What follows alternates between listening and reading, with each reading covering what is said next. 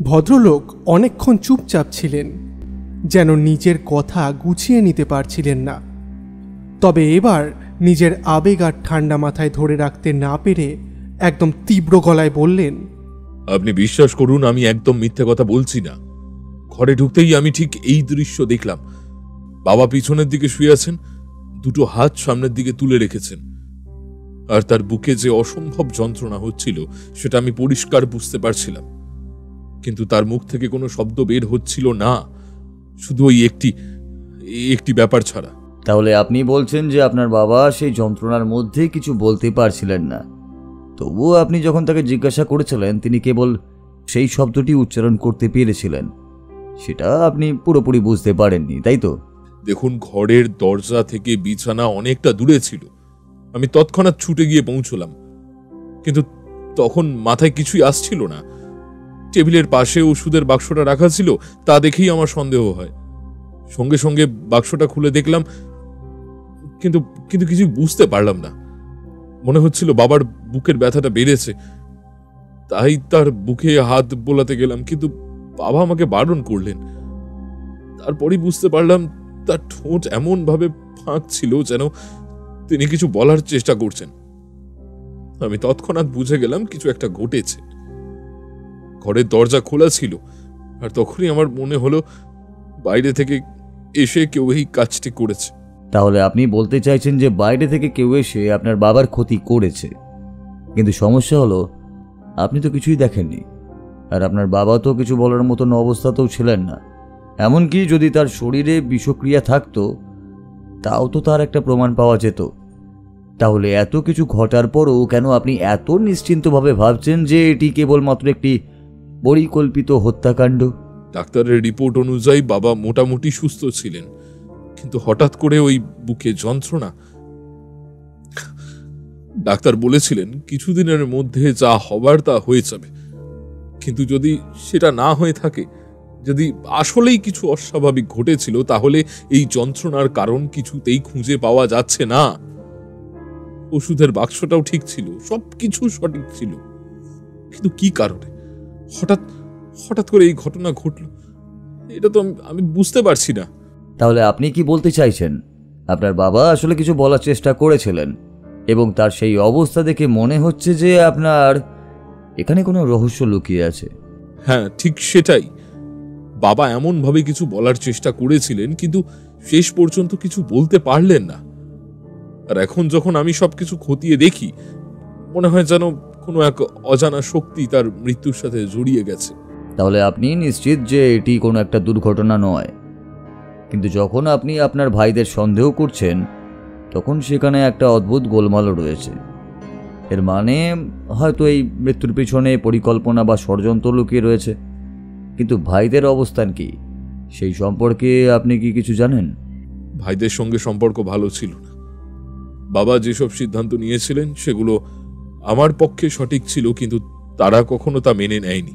তাহলে আপনি মনে করছেন যে উইল বা ব্যবসা নিয়ে কিছু সমস্যা ছিল, কিন্তু উইল তো ইতিমধ্যেই তৈরি ছিল, তাই না? ঠিক, এটা আমারও মনে হচ্ছে।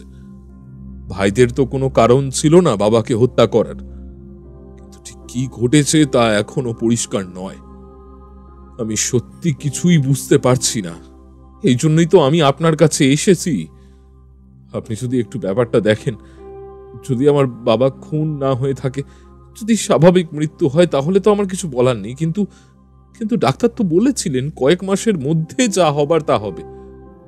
তবুও যদি সেটা না হয়ে থাকে, ওষুধের বাক্সে সবকিছু ঠিক ছিল, ডাক্তারও সেটাই জানিয়েছিলেন, কিন্তু হঠাৎ করে ওই বুকে যন্ত্রণা শুরু হওয়া, এটা তো ডাক্তারও কিছু বুঝতে পারলেন না। শরীর সম্পূর্ণ স্বাভাবিকই ছিল। দেখুন মনমোহনবাবু, এমন অনেক মানুষই আছেন যাদের হৃদযন্ত্রের সমস্যা থাকে। মনে রাখবেন, শুধু যে ওষুধ তা নয়, মাঝে মাঝে কোনো মানসিক চাপ বা বড় ধরনের উত্তেজনা, এমনকি চিন্তা চাপিয়ে দিলে তা থেকেও হঠাৎ এমন সমস্যা হতে পারে। আচ্ছা, ডাক্তার কি জানিয়েছেন? ডাক্তার কিছুই বুঝতে পারছেন না, আর রিপোর্টে তো শরীরে কোনো বিষক্রিয়া বা কোনো অস্বাভাবিক কিছু ছিল না, শুধু হৃৎপিণ্ডের ক্রিয়া সামান্য ব্যাহত হয়েছিল। আর ভাগ্যিস আমি দ্রুত পৌঁছেছিলাম। যদি না আসতাম তাহলে আমি কখনোই জানতে পারতাম না বাবা চলে গিয়েছেন। আসার পর অনেকক্ষণ পর দুই ভাই ফিরেছিল, আর কাজের লোকও এসে পৌঁছেছিল ওই বিকেলের দিকে। কিন্তু আপনিই তো বলছেন যে আপনার বাবা এতটা অসুস্থ ছিলেন, তাহলে তাকে একা রেখে বাইরে গেলেনই বা কিভাবে? ভুল বুঝছেন আপনি। আমাদের ব্যবসা ছোট নয়, ভীষণ বড়। মাঝে মাঝে আমাকে গিয়ে দেখাশোনা করতে হয়। ছোট ভাই, মেজ ভাই তো এইসব নিয়ে ব্যস্তই থাকে না। বাবা দুপুরে ঘুমাচ্ছিলেন, তার আগে আমি তার ঘরে অনেকটা সময় ছিলাম, অনেক কিছু নিয়ে কথা হলো। তারপর আমি কারখানায় গেলাম 5 মিনিট 10 মিনিটের জন্য, আর তারপরেই ফিরলাম। আর তখনই সব ঘটলো। তাহলে আপনি বলছেন আপনার বাবা সুস্থ ছিলেন, আপনি ঘরে ছিলেন না, অর্থাৎ বাইরে থেকে কেউ এসে তার ক্ষতি করতে পারে। কিন্তু সমস্যাটা হলো আপনি তো কিছুই দেখেননি। আর যদি আপনার বাবা কিছু বলার চেষ্টাও করেছিলেন, তাহলে কেন কিছু স্পষ্ট করে বলতে পারেননি? যদি কোনো ওষুধ বা কিছু পাওয়া যেত তাহলে তো আরেক রকম হতো। কিন্তু কেন আপনি এত নিশ্চিত যে এখানে অন্য কিছু ছিল, যেমন খুন বা কিছু? ডাক্তারের দেওয়া ওষুধের পরেও বাবার শরীর মোটামুটি ভালো ছিল। আসলে একটু একটু সুস্থ হচ্ছিলেন, হয়তো আরো কিছুদিন তিনি বাঁচতেন। ঠিক আছে, তাহলে প্রথমে আমি পোস্টমর্টম রিপোর্টটা দেখতে চাই। আর ডাক্তার যিনি আপনার বাবাকে দেখাশোনা করতেন তার সঙ্গে কথা বলতে হবে। এই ঘটনার পেছনে অনেক কিছুই থাকতে পারে। আপনি বরং এক কাজ করুন, থানার রিপোর্টে যে বিষয়টা দেখানো হচ্ছে সেটা আমার কাছে দিন। আর আপনার বাড়িতে নিশ্চয়ই টেলিফোন রয়েছে, সেই নাম্বারটা আমাকে দিয়ে যান। যদি প্রয়োজন হয় তাহলে আমি আপনাকে ফোন করে সব কিছু এসে দেখতে পাবো। ভদ্রলোক খাতায় সমস্ত কিছু লিখে দিয়ে তার ঠিকানা আর ফোন নাম্বার একবার আরও জানিয়ে চলে গেলেন। লোকটা চলে যাওয়ার পর ব্যোমকেশ দুহাতে নিজের মুখ চাপা দিয়ে গভীরভাবে চিন্তা করতে লাগলো। ভদ্রলোকের গলায় সোনার চেন আর হাতে দামি ঘড়ি, এটা পরিষ্কারভাবে দেখা যাচ্ছে যে সে একজন শৌখিন মানুষ। ভদ্রলোকের অবস্থা বেশ ভালো। তার বাবার মৃত্যুর পর সম্ভবত উইলের সম্পত্তি আর ব্যবসা থেকে যে পরিমাণ অর্থ আসবে তা খুব কম নয়। ঠিক সেই কারণেই তো সন্দেহটা তিনজনের ওপরেই একসাথে ঝুলছে। ছোট ছেলে, মেজ ছেলে সবাই হয়তো উইলের বাটোয়ারা নিয়ে সন্তুষ্ট ছিল না, কিন্তু পুরোপুরি সন্দেহ মুছতে পারছি না। কিন্তু ভদ্রলোক তো নিজে এসে আমাদের কাছে বলেছেন, তাহলে তাকে কেন সন্দেহের তালিকা থেকে বাদ দেওয়া যাবে না? দেখো, উনি নিজেই এসে আমাদেরকে জানালেন সব, তাহলে প্রথমত আমাদের মনে হতে পারে যে উনি সন্দেহের তালিকায় নেই। কিন্তু আসল ব্যাপার হলো ওই উইলটা ঠিক কতটা তৈরি হয়েছিল সেটাই গুরুত্বপূর্ণ। যদি সম্পূর্ণ প্রস্তুত হয়ে গিয়ে থাকে তাহলে তাকে সন্দেহ করা যায়, আর যদি সেটা তৈরি না হয়ে থাকে তাহলে তাকে সন্দেহ করার কোনো প্রকৃত কারণ থাকছে না। তবে একটা বিষয় পরিষ্কার, বাবা মানে জগৎমোহন হালদার মৃত্যুর আগে আসলে কি বলতে চেয়েছিলেন সেটা ওনারা কেউই বুঝতে পারেননি। মনমোহন বাবুর কথা মতো বাবা ঠোঁট ফাঁক করে কিছু একটা বলার চেষ্টা করেছিলেন। হয়তো সুজয় কিংবা কুণালের নাম বলার চেষ্টা করেছিলেন, কিন্তু কি বলবেন সেটা পরিষ্কার হয়নি। ঠিক সেটাই তো আমাদের বার করতে হবে। আসলে দুটো ভাইয়ের নামও এমনভাবে যে উচ্চারণ করতে গেলে ঠোঁটের গঠন প্রায় একই রকম। এটা একটা গুরুত্বপূর্ণ ক্লু। তাহলে কি করতে যাচ্ছ? প্রথমে আমি পুলিশের কাছে যাই, তাদের থেকে জানা দরকার যে পোস্টমর্টম রিপোর্ট কি বলছে, কারণ সেটা থেকেই আমাদের অনেক কিছু জানতে হবে। যদি কোনো অস্বাভাবিকতা থাকে তবে সে বিষয়টা আলাদা, তারপর পরবর্তী পদক্ষেপ কী হবে সেটা না হয় তখনই ভাবা যাবে। সেদিন দুপুরের দিকে মনমোহনবাবুর এলাকার থানায় গিয়েছিলাম। কয়েকটি কথার পর অফিসার বললেন, দেখুন, সত্যি বলতে আমাদের তেমন সন্দেহ নেই। ভদ্রলোক অনেকদিন ধরে শরীরের দুর্বলতায় ভুগছিলেন, অনেক মাস ধরে সবার সঙ্গেই সমস্যায় ছিলেন। হতে পারে কোনো কারণে সেই সমস্যা বাড়াবাড়ি হয়ে গেছে, আর তখন ঘরে কেউ ছিল না, তাই। কিন্তু জগৎমোহন বাবুর ছেলে মনমোহন বাবু আমাদের জানিয়েছিলেন যে তিনি কিছুদিন আগে সুস্থ হয়ে উঠেছিলেন। আশা করি সেটা তিনি আপনাদেরকেও জানিয়েছেন। জানিয়েছে অবশ্যই, কিন্তু আপনি জানেন সমস্যা সহজে ঠিক হয় না। কিছুটা কমে আসতে পারে, কিন্তু পুরোপুরি নির্মূল হওয়া তো আর সম্ভব নয়। আসলে প্রথম দিকে জগৎমোহন বাবু বেশ ভালো জীবনযাপন করেছিলেন। দেখুন, এই ব্যবসাটা তার বাবার সূত্রে পাওয়া। জগৎমোহন বাবু সবসময় আর্থিকভাবে ভালো ছিলেন, তবে তার চরিত্রের দিক থেকে কিছু দোষের কথাও শুনেছি।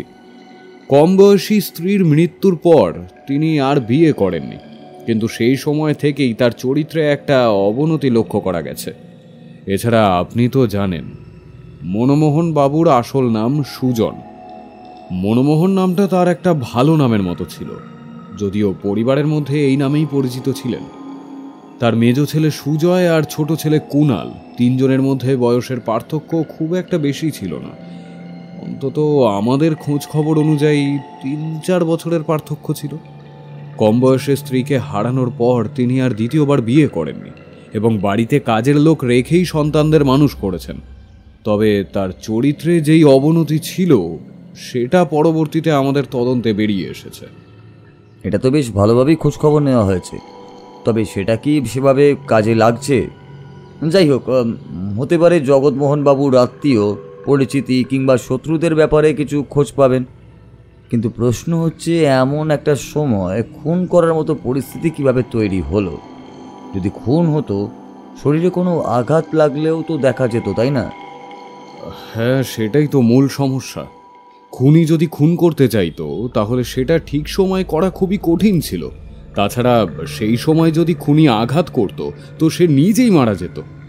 তারপর ঘরের মধ্যে কেউ ছিল না, এটা তো পরিষ্কার। তাহলে সেই সময়টা খুনি তাহলে অপেক্ষা করছিল কেন?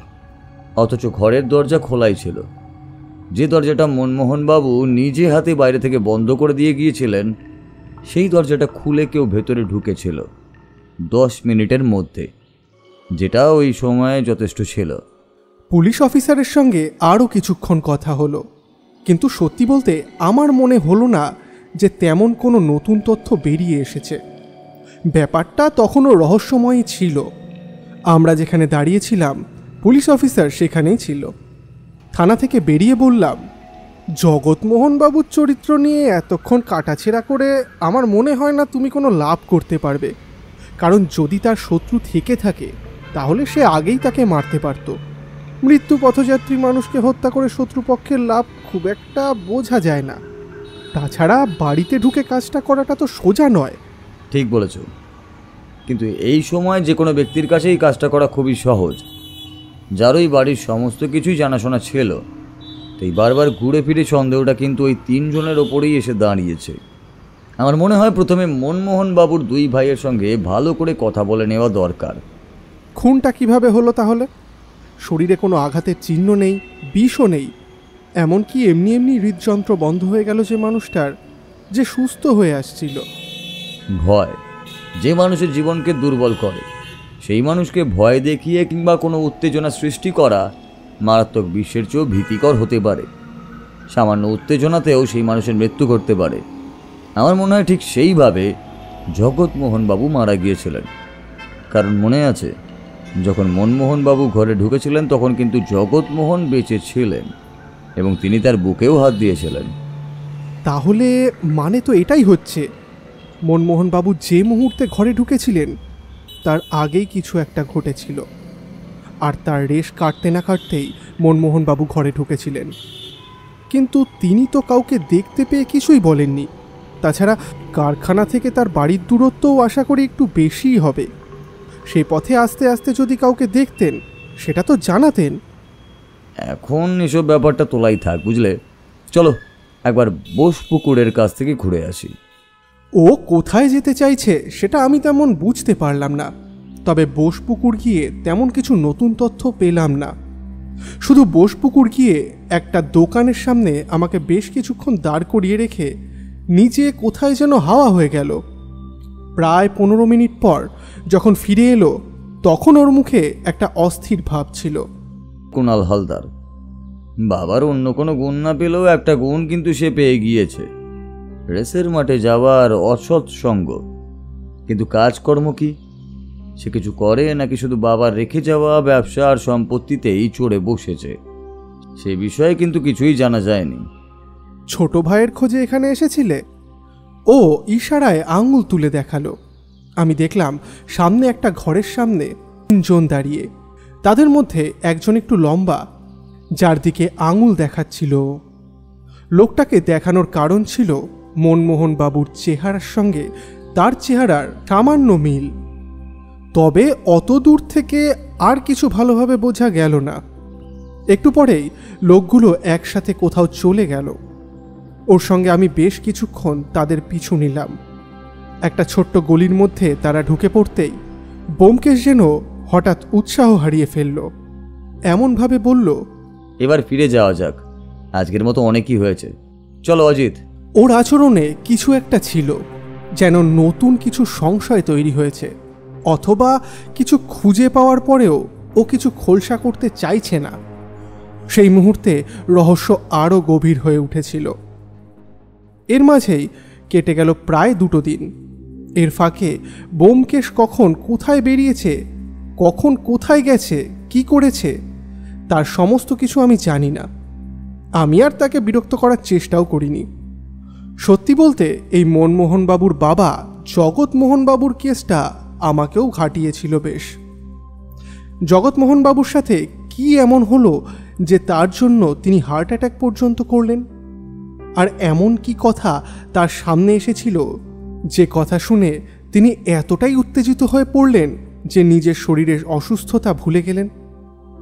হঠাৎ করে একটা অদ্ভুত সম্ভাবনা আমার মাথায় এলো।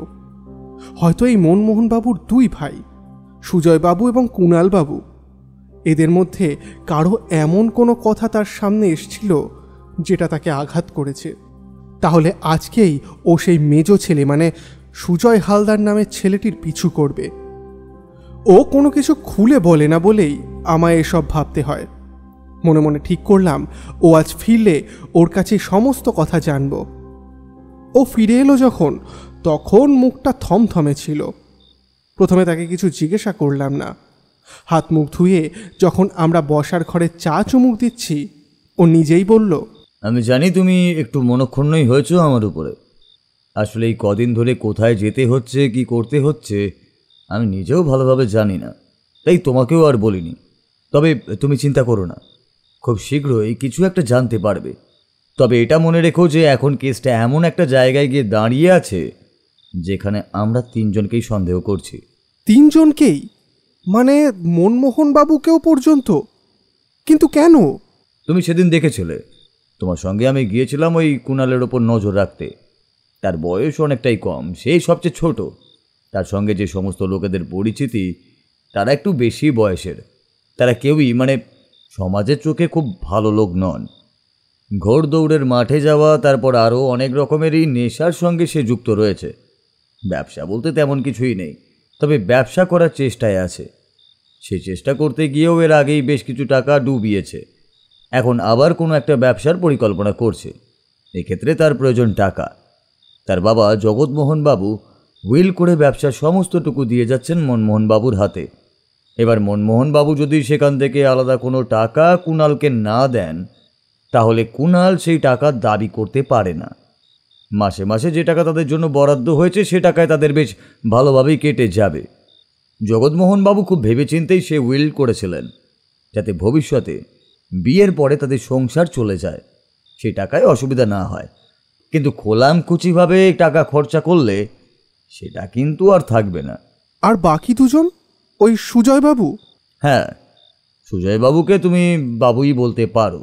তার বয়স অনেক বেশি। আর তার ব্যাপারে খোঁজ নিয়ে জানলাম যে বাইরে তেমন তার কোনো খারাপ স্বভাব টভাব নেই। একটা ব্যবসা আছে, ইম্পোর্ট এক্সপোর্টের কোনো একটা ব্যবসার সঙ্গে সে যুক্ত। কিন্তু ব্যবসা বর্তমানে খুব একটা ভালো জায়গায় নেই। তার ঘোড়দৌড়ের মাঠে যাওয়ার অভ্যেসও নেই, আর অন্যান্য নেশাও নেই। তবে তার মধ্যেও বাবার একটা গুণ খুব ভালোভাবেই এসেছে, সেটা হলো স্ত্রীলোকের। বিয়ে করেননি, তবে বেশ কিছু স্ত্রীলোকদের সঙ্গে ঘনিষ্ঠভাবে মেলামেশা, এবং তার বাঁধা ধরা বিভিন্ন স্থান আছে যেখানে অন্তত সপ্তাহে 2 থেকে 3 বার তার যাওয়ার কথা আমি খোঁজ পেয়েছি। এই সমস্ত খবর তারই এক পরিচিত জনের কাছ থেকেই আমি উদ্ধার করতে পেরেছি। বর্তমানে তার ব্যবসা পোর্টের দিকে। বেশ বড় একটা অংশের টাকা সেখানে ঢোকাতে না পারলে তার ব্যবসা বাঁচানো আর মোটেই সম্ভব হবে না। এমনকি সুজয়বাবু নাকি মনমোহনবাবুকে এই ব্যাপারে জানিয়ে টাকাও চেয়েছিল, কিন্তু মনমোহনবাবু সে টাকা দিতে রাজি হয়নি। কেন? প্রথমত মনমোহনবাবু কিছুতে টাকা দিতে রাজি ছিলেন না, কারণ এর আগেও তার ব্যবসা ছিল, সে অনেক টাকা লোকসান করেছে। কুণাল যেভাবে টাকা যথার্থভাবে উড়িয়ে দিয়ে ব্যবসায় ঘাটতি করত, সুজয়বাবু সেটা করতেন না। কিন্তু তার ওই স্ত্রী লোকের প্রতি আকর্ষণ তাকে ব্যবসা থেকে মাঝে মাঝে বিচ্যুত করত, আর সেই কারণে তার টাকা অন্য কেউ ভোগ করত এবং সেই সুযোগে তার ব্যবসা ডুবে যেত। মনমোহনবাবু কিন্তু টাকার ব্যাপারে খুব হিসেবি। তার বাড়িতে যে কাজের লোকটি আছে, সেই কাজের লোকটি তাদের বাড়িতে রান্না এবং অন্যান্য ছোটোখাটো কাজ করে। তবে সেই লোকটি আজ প্রায় বছর দুয়েক ধরে তাদের বাড়িতেই রয়েছে। খুব বেশি দিন মনমোহনবাবু কাজের লোক বাড়িতে রাখেন না। তার প্রধান কারণ হলো তাকে বেশি টাকা দিতে হয় এবং তাছাড়াও আরও অনেক সমস্যাই হতে পারে। কিন্তু সামান্য টাকা বাঁচানোর জন্য তো আমরা মনমোহনবাবুকে সন্দেহ করতে পারি না যে তিনি নিজের বাবাকে খুন করেছেন।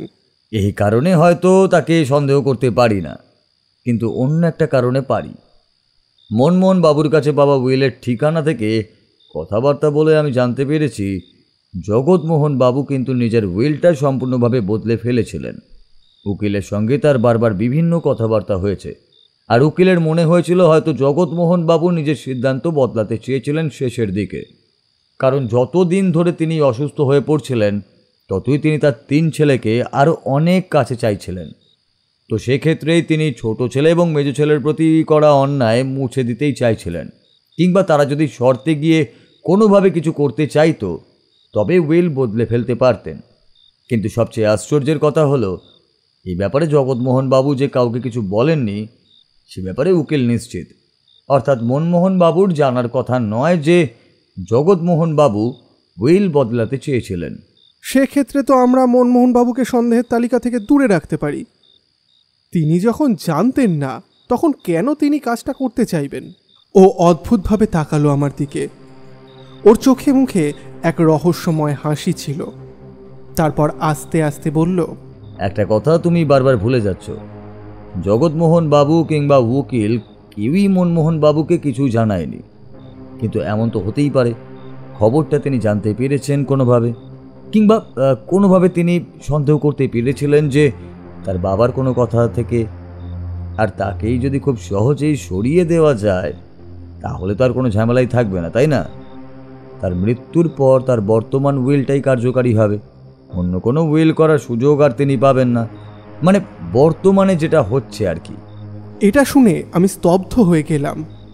এমনও হতে পারে যে মনমোহনবাবু তার বাবার উইল বদলানোর ব্যাপারে কোনো ধরনের আঁচ পেয়েছিলেন, আর সেই কারণেই হয়তো তিনি এতটা উত্তেজিত হয়ে ওঠেন। জগৎমোহনবাবুর মৃত্যুর পর উইলটি কার্যকারী হবে এমনটাই নিশ্চিত তার মনে ছিল। বললাম, তাহলে তার বাবার উইল বদলানোর ব্যাপারে কিছু জানতে পেরেও মনমোহনবাবু কি সত্যিই নিজের বাবাকে হত্যা করতে পারেন?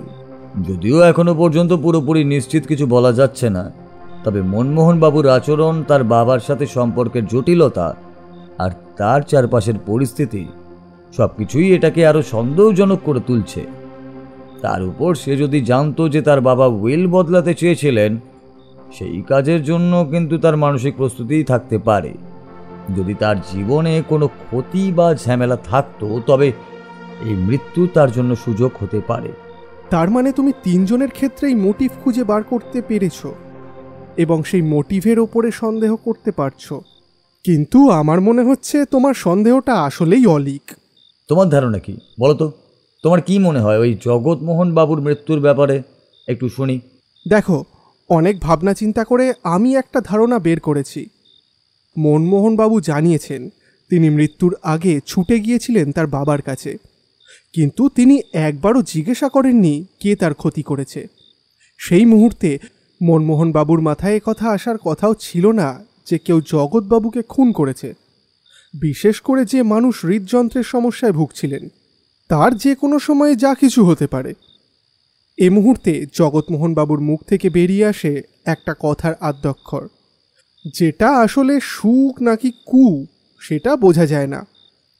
সেটা যদি মনমোহনবাবু ভালোভাবে শুনতেন তাহলে হয়তো তার কাছে বিষয়টা পরিষ্কার হয়ে যেত, কিন্তু মনমোহনবাবু সেটার ওপর নির্ভর করে তিনি অন্য কাউকে খুন করেছেন এমন কথা কিভাবে বলতে পারেন, বিশেষ করে খুনের কোনো প্রমাণ না থাকলে? খুনের একটা মাত্র প্রমাণ আছে। খুনের প্রমাণ হলো এই দরজাটা। মনমোহন বাবু যখন ঘর থেকে বাইরে গিয়েছিলেন সেই সময় ঘরের দরজা বাইরে থেকে বন্ধ ছিল, কিন্তু যখন মনমোহন বাবু ঘরে ফিরে আসেন তখন দরজাটা খোলা ছিল। জগৎমোহন বাবুর পক্ষে বিছানা থেকে উঠে দরজা খুলে দেওয়া সম্ভব নয়। এখন যদি মনমোহন বাবু মিথ্যে কথা না বলে থাকেন তাহলে ওই দরজাটাই হলো খুনের আসল প্রমাণ। আর জগৎমোহন বাবুর ডাক্তার কিন্তু আমাদেরকে ঠিক একই কথা বলেছেন। এই মুহূর্তে জগৎমোহন বাবুর এমন কোনো শারীরিক কন্ডিশনে ছিলেন না যে বাইরে থেকে প্রচণ্ড আঘাত খাবার মতো সিচুয়েশনে তাকে পড়তে হতে পারে। আমি কিছুই বুঝতে পারছিলাম না। ও আবার বলল, ব্যাপারটা এমন নয় যে আমরা যাদের কথা বারবার ভেবে চলেছি তারাই খুনি। তাদের বাইরে এমন কেউ আছে যে আসলে কাজটা করেছে, কিন্তু তার অ্যালিবাই এবং তার বিরুদ্ধে প্রমাণ না থাকার জন্য সে সবার চোখের আড়াল থেকে বাইরেই রয়েছে। তুমি এর মধ্যে জগৎমোহন বাবুর বাড়ি গিয়েছিলে? জায়গাটা দেখেছ? বিশেষ করে তার কারখানাটা? না, ওখানে কালকে যাব। তাছাড়া কাল একবার পুলিশ অফিসার বাড়িতে আসবেন, তখনই তুমি, আমি আর পুলিশ অফিসার মিলে একসাথে কারখানাটা দেখে এবং বাড়ির আশপাশটাও দেখে নেব। আসলে এই দুটো দিন মনমোহনবাবু এবং তার দুই ভাইয়ের উপর নজর রাখতে গিয়েই কেটে গিয়েছিল। আচ্ছা, আজকের মতো এখানেই থাক। কাল সকালে বেরিয়ে আগে ওদিকটা ঘুরে আসি, তারপর না হয় ভাবা যাবে।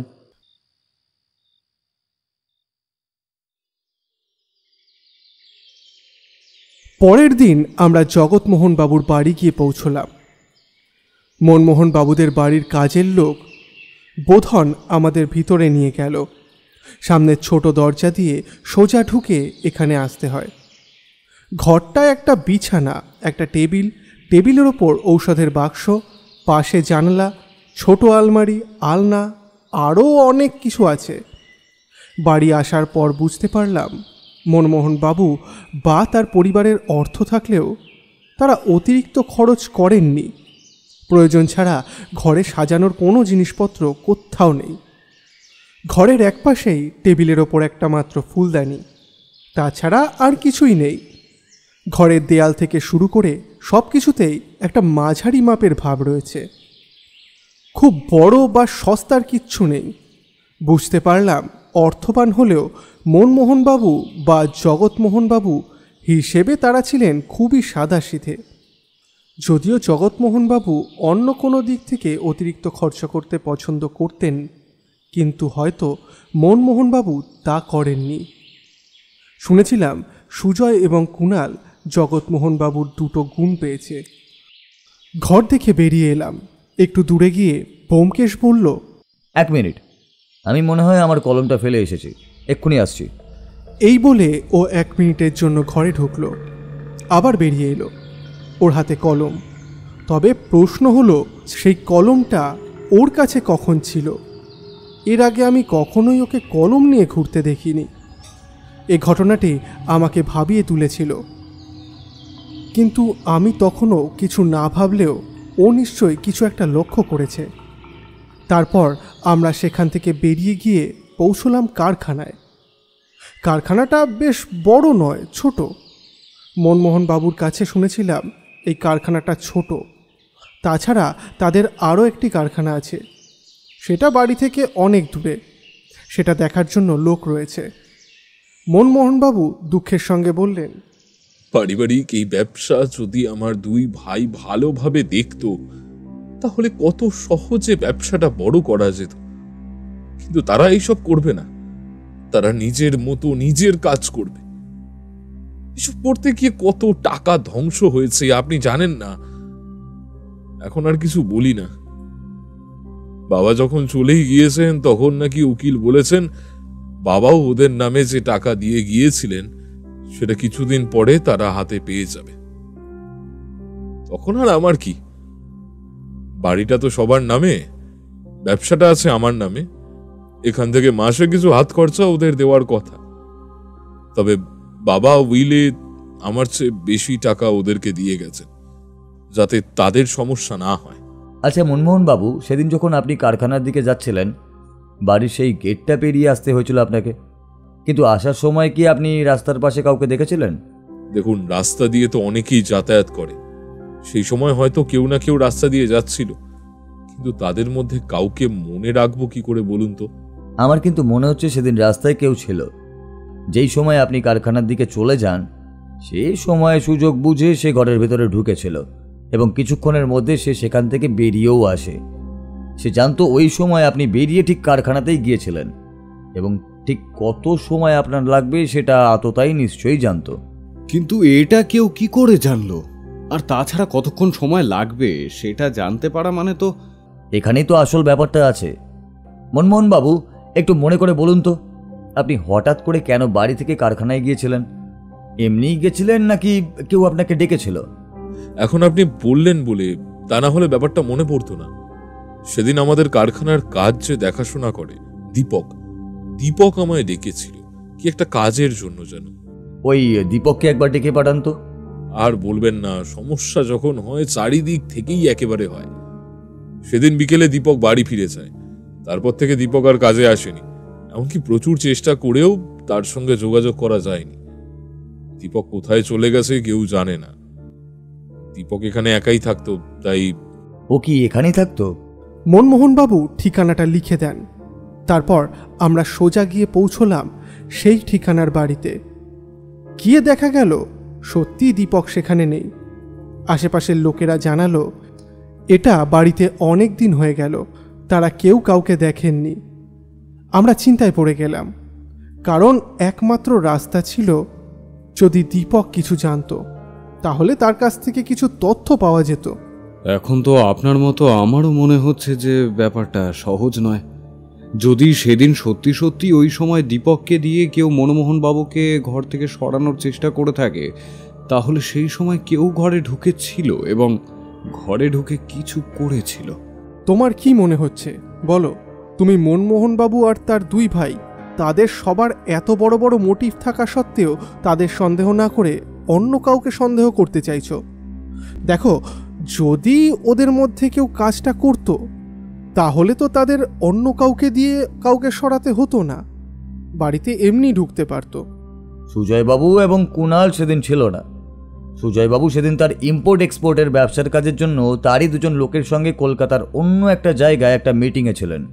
আর কুণাল সেদিন ঘোড় দৌড়ের মাঠে গিয়েছিল তার সেই দুই সঙ্গীর সঙ্গে, এবং সেখানে সে দুপুর অবধি ছিল। কিন্তু তাহলে কে? ওরা যদি কেউ না থাকে তাহলে জগৎমোহন বাবুর শত্রু কে ছিল? কে তাকে মারতে চেয়েছিল? আমি জগৎমোহন বাবুর ইতিহাস নিয়ে খুঁজতে গিয়েছিলাম। তার চরিত্রে অনেক দোষ খুঁজে বার করেছি, কিন্তু ভালো কোনো কিছু খুঁজে বার করতে পারিনি। তাছাড়া আমি তো সবসময় মোটিভের দিকেই দৌড়েছি। অবশ্যই মোটিভ প্রয়োজন। আমি যে মোটিভ খুঁজেছি তা হলো, কিন্তু বর্তমানের সাথে অতীতের কোনো মোটিভ আমি মেলাতে পারিনি, বিরুদ্ধে কোনো প্রমাণও ধরতে পারিনি। তাই আমি অপরাধী পর্যন্ত পৌঁছাতেও পারিনি। তবে এটুকু আমি বলতে পারি, এই কেসে জগৎবাবুর ইতিহাস অবশ্যই জড়ানো রয়েছে। এই কথায় আমি আর অফিসার একবার মুখ চেপে বসলাম।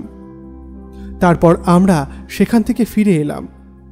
ওর কথায় আমরা তিনজন মিলে আবার সেদিন সন্ধ্যার পর একটু রাতের দিকে দীপকের বাড়ির কাছাকাছি একটা অন্ধকার জায়গায় লুকিয়ে অপেক্ষা করতে লাগলাম।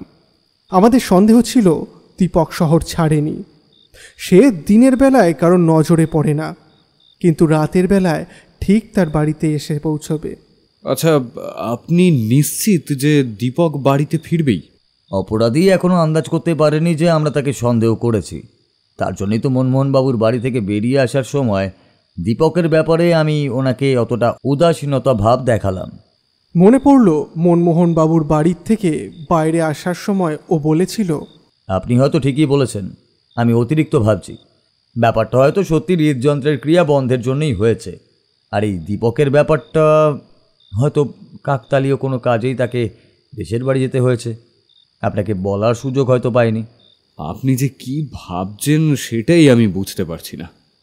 আপনার কাজের কথা এর আগেও আমি শুনেছি, কিন্তু এই প্রথমবার আপনার সঙ্গে এমনভাবে কাজ। এমন সময় একটা চিৎকার শুনে হতভম্ব হয়ে গেলাম আমরা। দীপক, পালিয়ে গিয়ে কিন্তু কোনো লাভ নেই। তুমি যদি পালাতে চাও তাহলে আমি কিন্তু গুলি করতে বাধ্য হব। আমি বুঝলাম এই লোকটি পালানোর চেষ্টা করলেও তাকে সহজে ছেড়ে দেওয়া যাবে না। আমরা তার পিছনে দ্রুত এগিয়ে গেলাম। লোকটি সোজা বড় রাস্তা ধরেনি, সে অদৃশ্য হয়ে গেল ছোট এক গলিতে। সেখানে জানলা বা আলো ছিল না। একটুও হাল ছেড়ে না দিয়ে শান্ত ঠান্ডা মাথায় চলতে থাকলেন। আমি অনুসরণ করছিলাম, কিন্তু আমাদের সবটা পর্যবেক্ষণ করে চলতে হচ্ছিল। কিছুক্ষণ পরেই একটা তীক্ষ্ণ শব্দ শুনতে পেলাম। লোকটি কোথাও পড়ে গেছে বা বাধার মুখোমুখি হয়েছে। তখন অফিসারের কণ্ঠ শুনতে পেলাম। আপনারা চিন্তা করবেন না, আমি তাকে ধরতে পেরেছি, এখানে আসুন। আমরা একটু থমকে দাঁড়িয়ে গেলাম, তারপর দ্রুত অফিসারের দিকে এগিয়ে গেলাম। কিছু মুহূর্ত পরেই আমরা দেখতে পেলাম লোকটি হাতে ধরা পড়েছে। তার দৃষ্টি সোজা আমাদের দিকে, যেন সে জানে আর পালানোর কোনো সুযোগ নেই। তোমাকে বলেছিলাম না দীপক, পালিয়ে কোনো লাভ নেই। তুমি নিশ্চয়ই কিছু জানো, তাই পালাচ্ছিলে। লোকটি নিঃশব্দে মাথা নিচু করে বলল, হ্যাঁ জানি।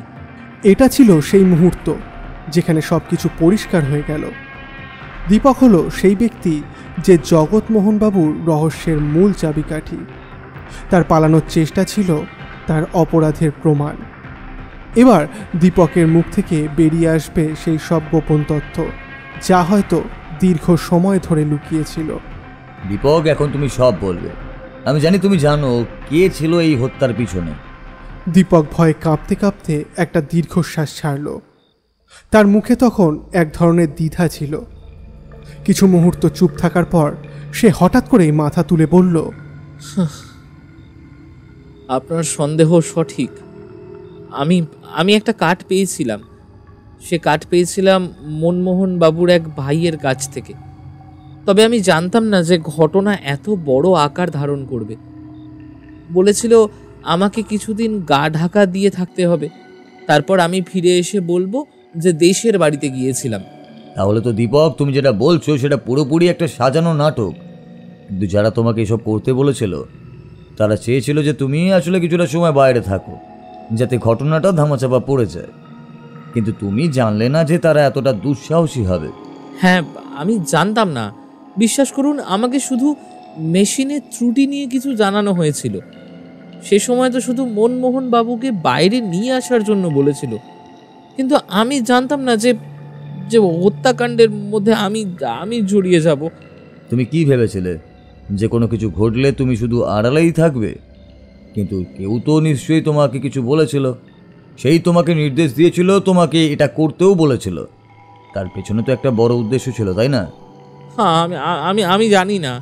আমি জানতাম না তারা কি করতে চেয়েছিল। শুধু আমায় বলা হয়েছিল 1 সপ্তাহ গা ঢাকা দিয়ে থাকো, সব ঠিক হয়ে যাবে। এখন মনে হচ্ছিল দীপক নিজের বিপদ থেকে মুক্তি পেতে চেষ্টা করছে। তবে কিছু কিছু কথা তার কথা দিয়ে স্পষ্ট হয়ে যাচ্ছিল যে দীপক আসলে পুরো ঘটনা জানত, কিন্তু সেই ভয় এবং বিপদের কারণে অনেক কিছু বলেছিল। তোমার ভিতরে ভয় ছিল দীপক, তবে তুমি ঠিক জানলে না যে কি হবে। কিন্তু এখন সময় এসেছে দীপক, তুমি আমাদের জানাবে কে তোমাকে এই কাজে ঠেলে দিয়েছিল। আমি জানি না, কিন্তু আমি জানি একটাই কথা, ওরা ছিল জগৎমোহন বাবুর 2 ভাই। তাহলে আপনি বুঝে ফেলেছেন? আপনি কি বলতে চান? আমার বাবা জগৎমোহন বাবুর মৃত্যুর পেছনে কার হাত ছিল? বলুন, প্লিজ প্লিজ বলুন। এমনিতে তীব্র উত্তেজনার জন্য মনমোহন বাবুর কণ্ঠে একটু বিচলন ফুটে উঠছিল। ধরতে পেরেছি, তবে তার আগে আপনাদের বাবা জগৎমোহন বাবুর একটা ইতিহাসের কথা বলা প্রয়োজন রয়েছে। তাহলে বলুন, আপনি কি জানেন? আপনি নিশ্চয়ই জানেন আপনার পৈতৃক বাড়ি বা দেশের বাড়ি ছিল বারহাট্টা বলে একটা গ্রামে, বাঁকুড়ার কাছেই। সেই গ্রামে আপনি কখনো যাননি, কিন্তু আপনার বাবা নিশ্চয়ই সেই গ্রামের কথা আপনাকে বলেছিলেন, তাই তো? হ্যাঁ, শুনেছি। আসলে মায়ের মৃত্যুর সময় আমরা ওই গ্রামেই ছিলাম। তখন আমি ছিলাম মাত্র 10 বছর। এরপর আমাদের এখানে চলে আসা হয় এবং তারপর কখনো সেই গ্রামে ফেরার সুযোগ হয়নি। আপনি হয়তো জানেন যে আপনার মায়ের মৃত্যুর পর অনেকেই সন্দেহ করেছিলেন। কিছু মানুষ বলেছিল সেটা আত্মহত্যা, আবার কিছু মানুষের ধারণা ছিল সেটা খুন। হঠাৎ করেই আপনার বাবা আপনাদের 3 জনকে নিয়ে বারহাট্টা থেকে কলকাতায় চলে আসেন। এই পরিবর্তনের পেছনে একটা কারণ ছিল। আসলে আপনার বাবার চরিত্রে কিছু সমস্যা ছিল, যেটা আপনি নিজেও জানেন, এবং এখানে আসার পরেও সেটা আরও বেড়ে যায়। মনমোহন বাবুর মুখে একটা অস্বস্তি ছড়িয়ে পড়ে। সেই সময় বারহাট্টা গ্রামে পুলিশের আধিপত্য তেমন ছিল না, তাই আপনার বাবা সব কিছু ঢেকে দিয়ে আপনার মায়ের আত্মহত্যার ঘটনা বানিয়েছিলেন। সেই সময় টাকা পয়সাও কম ছিল না, ফলে এটাও সম্ভব ছিল। কিন্তু সবচেয়ে বড় ব্যাপার ছিল, বারহাট্টা গ্রামের মতো জায়গায় পুলিশের প্রভাব তেমন ছিল না। তিনি পুরো ঘটনার মোড় ঘুরিয়ে আপনাদের নিয়ে কলকাতায় চলে আসেন। আপনি জানেন কি, আপনার ছোটবেলাতে আপনাদের দেখাশোনা করতো একজন মহিলা। তার নাম কি আপনি জানেন? মনমোহন কিছুক্ষণ চুপ করে থাকে, যেন অতীতেরই সেই যন্ত্রণাদায়ক স্মৃতিগুলো মাথার মধ্যে ফিরে আসছে। এরপর একটু অগোছালোভাবে বলে ওঠেন, মহিলা? হ্যাঁ হ্যাঁ, মনে পড়েছে। নাম ছিল মঞ্জু বেগম। সে ছিল আমাদের বাড়ির একমাত্র কাজের লোক, কিন্তু সে কোথায় গেল জানি না। আমরা এখানে এসে সবাই তো আর সেই মানুষটাকে মনে রাখলাম না। মঞ্জু বেগম মনে হয় কিছুটা জানতো, আর তার নামই হলো এই গল্পের সবচেয়ে গুরুত্বপূর্ণ অংশ। কারণ যার পরিচয় গোপন রাখা হয়েছিল সেই মহিলার জীবন থেকে হয়তো অনেক কিছু ছিনিয়ে নেওয়া হয়েছিল। সেই মঞ্জু বেগমের ভাই ছিল বোধন। বোধন সব কিছুই জানতো, কিন্তু আসল সত্যি তো আপনি জানেন। জগৎমোহন বাবু আর আপনার সম্পর্কের মধ্যেও ছিল অনেক জটিলতা। 2 বছর আগে যখন আপনি কাজের লোকের জন্য হন্যে হয়ে খোঁজ করছিলেন, তখন বোধন নিজেই আপনার কাছে এসেছিল। অল্প টাকায় কাজ করতে চেয়েছিল যাতে তাকে কাজে রাখেন। আমি খোঁজ নিয়ে দেখেছি সম্প্রতি বোধন অসুস্থ ছিল এবং তাকে গ্রামে ফিরে যেতে হবে। তার আগেই ও কাজটা শেষ করে গিয়েছে। কি তাই তো বোধন? আমরা হঠাৎ দেখলাম মনমোহন বাবুদের বাড়ির কাজের লোক বোধন সেখানে এসে দাঁড়িয়েছে। অফিসার ওনাকে ধরে রেখেছেন। হ্যাঁ, আমি যা করেছি সেটাই সঠিক ছিল। আমার পরিবারটা একটা লোকের জন্য ছাড়খাড় হয়ে গিয়েছিল, কিন্তু আমি ঠিক করেছিলাম এই অন্যায়ের প্রতিশোধ আমি নেব। টাকা থাকলেই তারা সব কিছু কিনে নিতে পারে, কিন্তু কর্মের ফল তো সবাইকেই ভোগ করতে হয়। বেশ, কাজটা তো হয়ে গেছে মনমোহন বাবু। এখন আমরা এখান থেকে উঠি। বাকি কাজটা অফিসার নিজেই করতে পারবেন। আমি আপনার সঙ্গে পরে না হয় আবার যোগাযোগ করব। আমরা বেরিয়ে এলাম। পথে নেমে আমি বললাম, কিন্তু সেই সময় ঘরে ঢোকার পর জগৎমোহন বাবু সু কিংবা কু কিছু বলার চেষ্টা করেছিলেন, সেটা কি ছিল?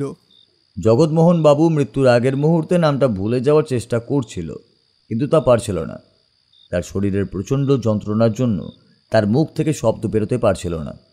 তবে তার মুখের অভিব্যক্তি দেখে মনমোহন বাবু ভেবেছিলেন তিনি হয়তো সুজয় অথবা কুণালের কথা বলছেন। অর্থাৎ তার ফাঁক হওয়া মুখ থেকে শব্দটা সু আর কু, এই দুটি শব্দের মধ্যে বিভ্রান্তি ছিল। কিন্তু আসলে তিনি বোধন বলতে চাইছিলেন। উচ্চারণে বু, সু আর কু, এদের মধ্যে খুব একটা পার্থক্য নেই। আসলে মনমোহন বাবু বোধনকে বুধিন বলে ডাকতেন এবং সেই থেকেই এই বিভ্রান্তি ঘটেছিল। আমি অবাক হয়ে গেলাম। সত্যি তো, ব্যাপারটা আমার মাথায় আসেনি। তার মানে সু আর কুয়ের রহস্য এইভাবে বোধনের মাধ্যমে সমাধান হয়ে গেল। এটা একটা চমৎকার মোড় ছিল। আমি ভাবছিলাম ব্যোমকেশের সূক্ষ্ম বিশ্লেষণ একেবারে ঠিক জায়গায় গিয়ে পৌঁছেছে।